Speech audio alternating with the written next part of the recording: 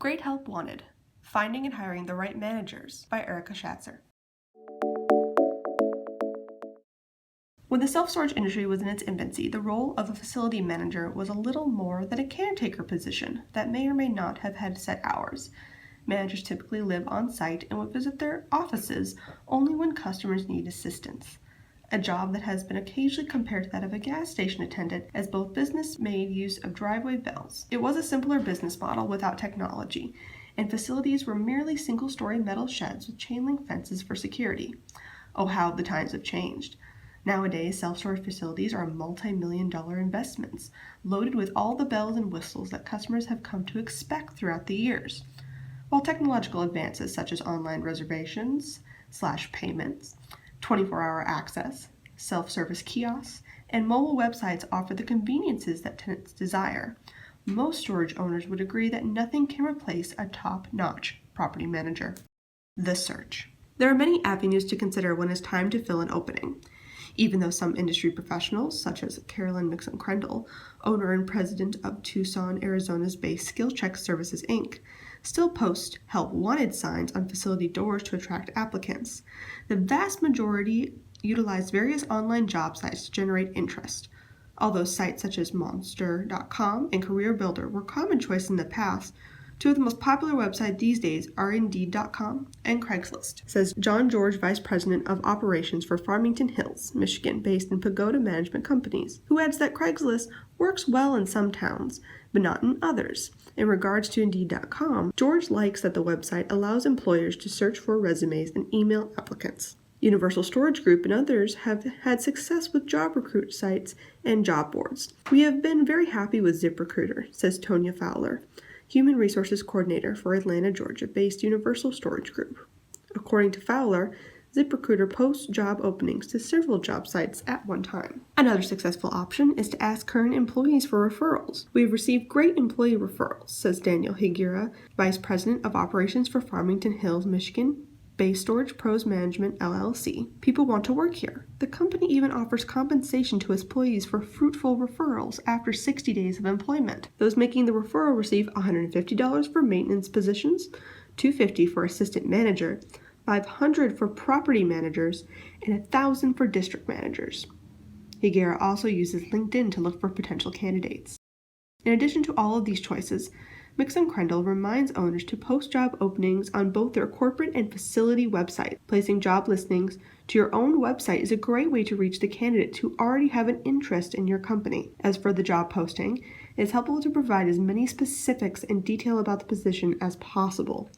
It is very important to give a good preview of the job with details of the duties, says George. You don't want to sell the job as something it isn't. Don't fool them. You want to avoid a turnover. For example, the Universal Storage Group's advertisements may include the company's core values, duties, requirements of the position, the location, and the perks of full-time employment such as bonuses, health insurance, and 401ks. Mixon-Crendel takes a slightly different approach. Her job posts don't specify that the management positions are for self-storage. She states the public perception of self-storage can keep people from applying. Therefore, she leaves out that detail to garner otherwise interested individuals. Key qualities. Once you have decided where to look for a candidate, it is important to determine what type of manager you need for your self-storage property. Although there isn't a specific list of attributes that potential self-storage managers must possess, there are several certain qualities and traits that many storage professionals look for during the hiring process. For starters, a successful candidate will have the ability to make a sale. They should have the personality for sales, say Lou Chippendale, Senior District Manager of Westport Properties U.S. Storage Center. He says that people with one-on-one sales experience typically have good transition into the self-storage industry.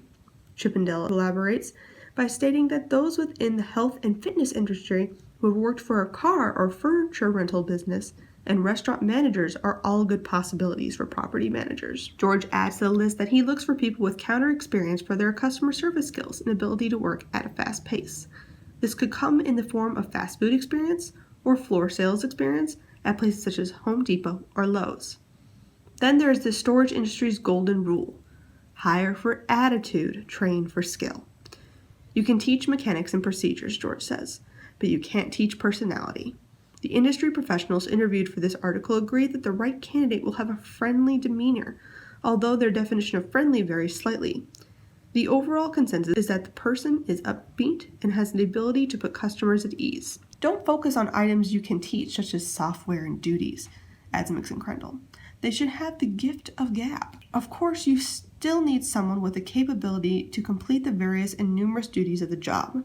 Therefore, it is wise to seek a candidate who has a good time management skills and can effectively prioritize the tasks at hand. Moreover, due to the nature of the business, the ability to multitask and problem solve are two definite pluses. A few other admirable qualities include being motivated and goal-oriented. Find the doers, says Mixon Crendel. It is best if they are motivated and want to do a good job. Aguirre agrees, adding high energy, dependable, and trustworthy to the list.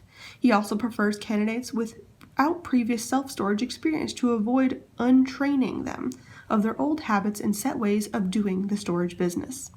On the flip side, there are several red flags to approach with caution and outright avoid. First of all, be leery of job hoppers. Avoid resumes with job hopping, says George.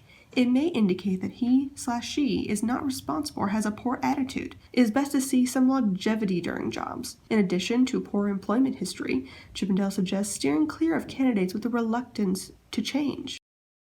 Interview and assessments. After thoroughly reviewing all of your applicants' resumes, it is time to select the best of the group and set up interviews. Although there is no set order to the interview process, it is highly recommended to begin with a short telephone interview.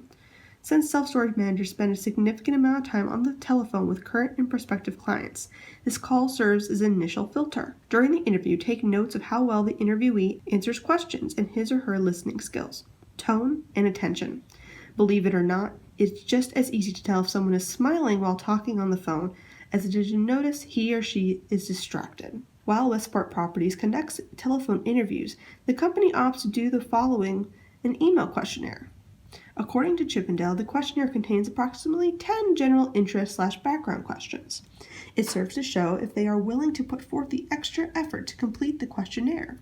It also shows if they can follow direction as well as writing and computer skills. Typically, in-person interviews follow positive telephone interviews. Face-to-face interviews are crucial for determining if the candidate will be a good fit for the position and your company. And in-person interviews allow you to witness many unspoken clues about the person's personality, even when they're trying to put their best foot forward. For an example, an interviewee who shows up late with a disheveled appearance may be having a bad day. However, it could provide a glimpse into his or her personality. The candidate may be disorganized and didn't plan ahead for the interview. During both in-person and telephone interviews, Fowler advises to be wary of inconsistencies. Keep a copy of the interviewer's resume on hand so you can compare what's being said to what was previously submitted.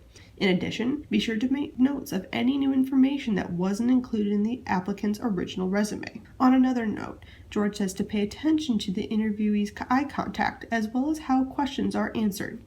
He feels that a lack of eye contact and short answers during interviews may serve as a red flag. They should be inquisitive about the job, he says, adding that sticking to a set list of predetermined questions may not be the best route. Let the interview flow naturally. Listen to what the applicant has to say and let the interview take its course. Try to get to know them and if they will be a good fit for both the company and the team as far as values and work ethic. Pagoda Management Companies also asks applicants to complete an assessment test of approximately 80 questions with A or B answers. The test enables them to garner a second opinion about their personalities. Some people are good at interviews, George says. It can be deceiving. Checks and reviews.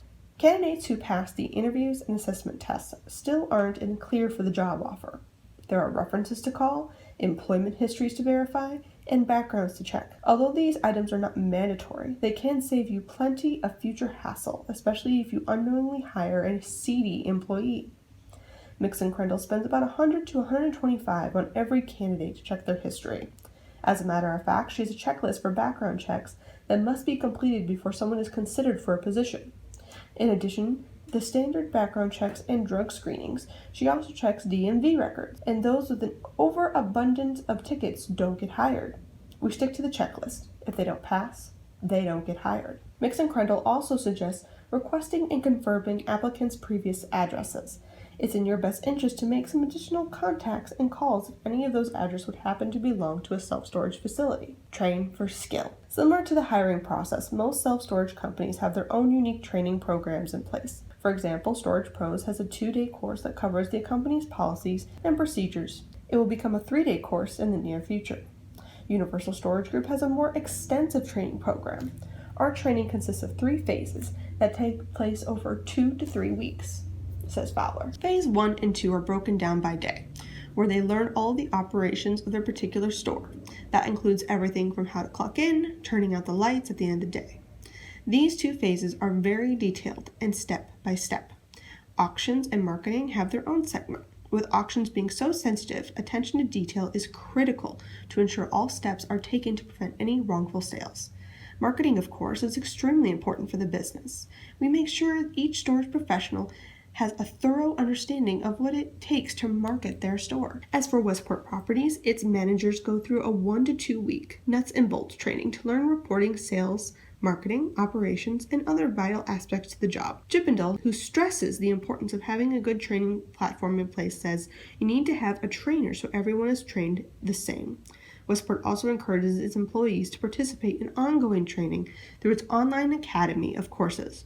The courses and accompanying quizzes cover a variety of topics and can be completed as assigned or at an employee's discretion. Best advice. When it comes to hiring the right manager for your self-storage property, the best advice you can follow is this time-honored saying, trust your gut.